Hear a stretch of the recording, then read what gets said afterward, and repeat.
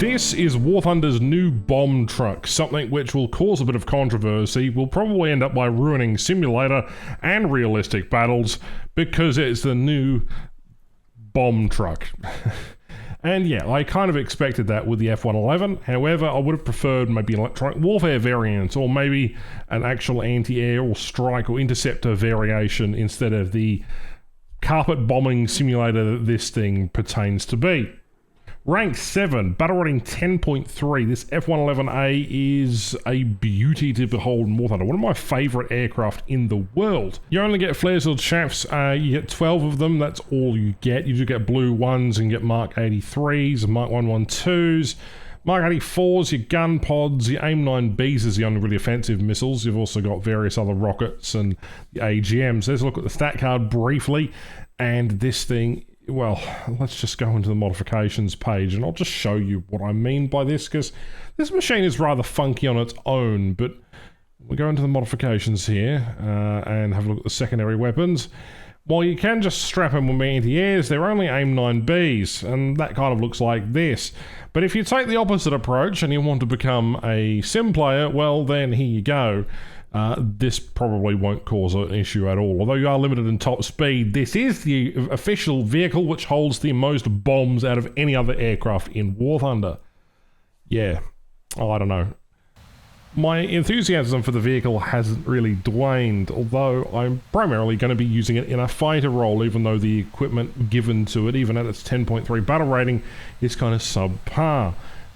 The speed isn't quite there. I feel like this thing's more of a placeholder flight model at this stage, but in its swing wing configuration, like you're seeing here, it does pretty well, aside from the fact that it may or may not get confused of whether it is or not a fighter. My very first interaction at an air show when I was a little kid was an F-111 doing a fuel dump and a fuel burn at an air show, and that was one fascinating thing to see.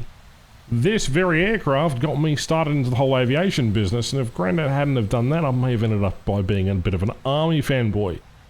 Anyhow, MiG-21 is ahead of me here in the console play. I'm going to try and basically burnt the living daylights out of him and actually try and get a critical hit. There we go. Lots of ammunition with the gun pods, lots of stuff, but again, a bit of a fat bastard that this plane deservedly gets a reputation for. Australians, we call them the pig. And they're the variants that we used. In fact, there's 3 nations that use the F-111. Britain, Australia, and USA. And aside from that, this thing is just gorgeous on all levels. It's ugly, but right. To me, this is on the same level as importance in aviation technology as the Concorde.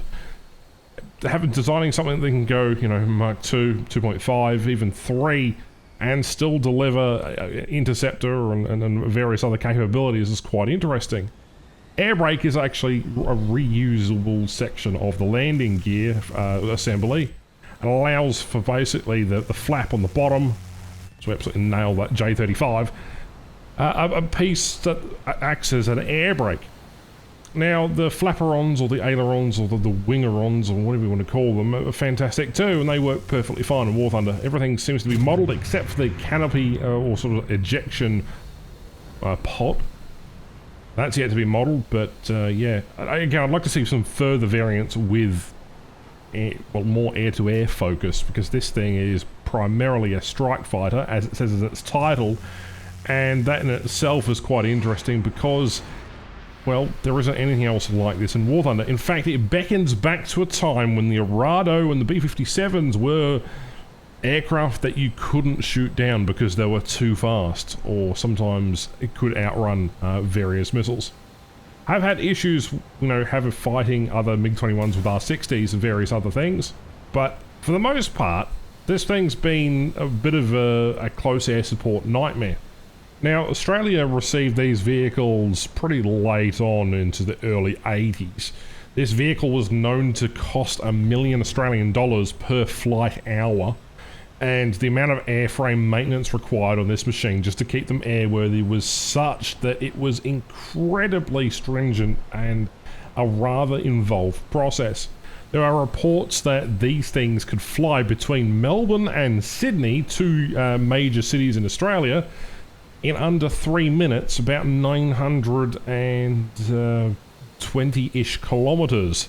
At a Mach 3, basically they'd run out of fuel by the time they got to an area, but they did test that up and down the coast a couple of times.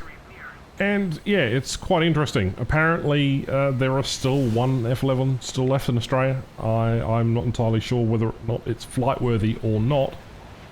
Apparently it's being kept by the Royal Australian Air Force in their research unit, or ARDU. Anyhow, the earlier models of the A models used basically early engines with an afterburning thrust, but later variants had completely rewired vehicles and just a completely different feel, apparently. In War Thunder, this thing does roll particularly well. Its elevators are okay. The speed, when you lose a bunch of speed, is really inconsistent. The airframe does feel a bit flimsy. If you ever get shot at, you will have the advent of having your wing basically destroyed. As I'm coming up into a vertical with this MiG-21, this is a bad idea. Don't do this. All he has to do is get a single hit and then the aircraft basically falls apart.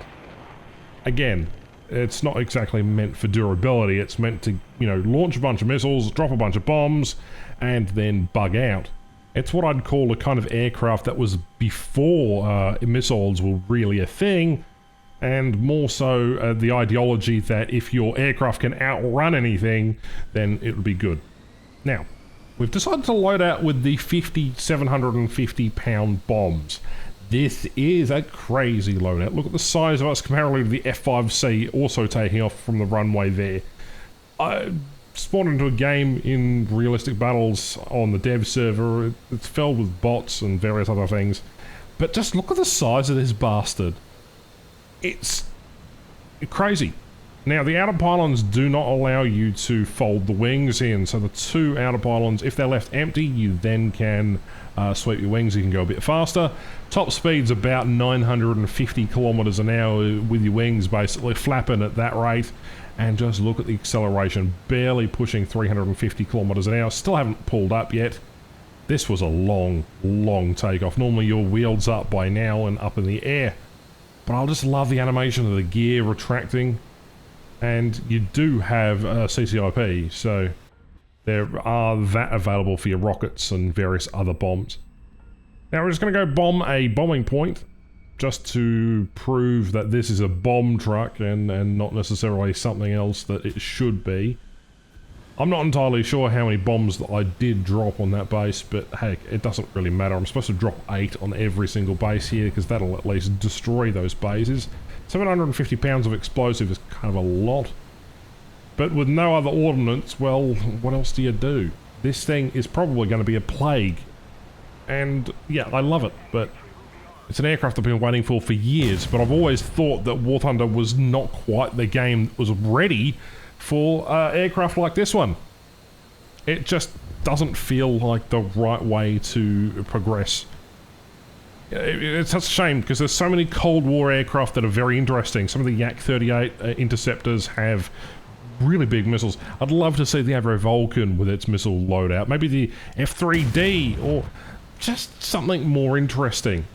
But alas, what we have is a very, very, very sought after aircraft that people are going to pay a lot of money for, even though it is free and in tree, and use it for its, I wouldn't say grinding potential, but abuse the fact that it can hold 50 bombs. So we're going to have to do some further testing on the live server in some squads and see how that plays out. And let's be real here, unlike the in real life version, we're not going to be sinking Korean ships like this thing did in 2006, where we scuttled the North Korean ship Hong Su. And we're not going to go attack Indonesian forces established on East Timor, for example. Or we're not going to go through Operation Desert Storm in 1991 with a bunch of F-111Fs completing, you know, successful strikes.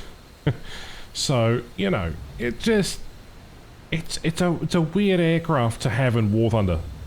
And it's characteristics of something that is a bygone era where you'd have bomber metas and, you know, the remnants of what could have been a greater game if they had have diversified the way that the game actually works and not focused on team deathmatch all the time. I don't think that's a bad thing. I just think that the game's progressed in a different direction to how I expected it to. And with that, well, essentially that's all you need to know about the F-111. Of course, I could go into more detailed statistics or how you should fly the vehicle or what you should do with the vehicle, but most importantly, it's a fat bastard. It is a fat bastard.